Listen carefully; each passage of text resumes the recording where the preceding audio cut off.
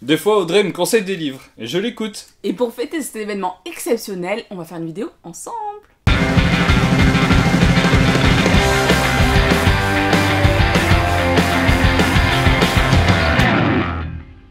On va vous parler de l'Apocalypse selon Magda.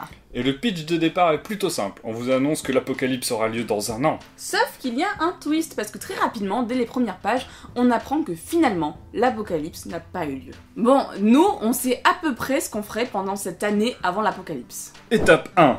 Le choc.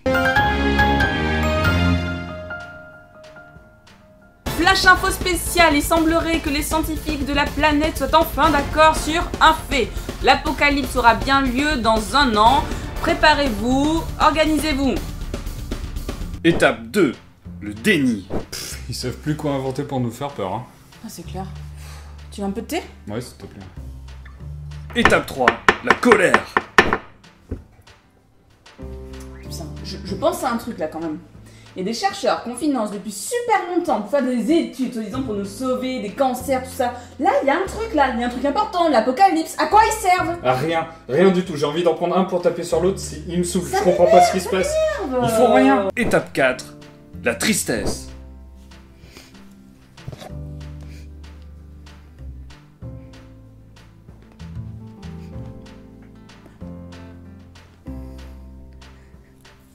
Salut maman.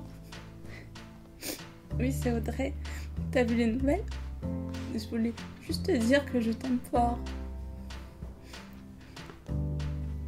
Oui, on va se voir avant un an de toute façon.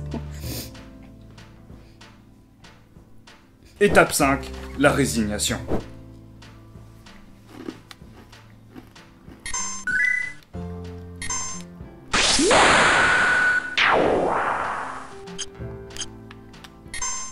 Alors là, fuck, hein. Si je dois mourir, je vais me refaire tous les FF avant. Hein. Sauf que là, l'héroïne, Magda, si vous suivez un peu, n'a que 13 ans et est en pleine découverte des choses de l'adolescence. autant vous dire que cette menace va lui servir de prétexte pour tester plein de choses.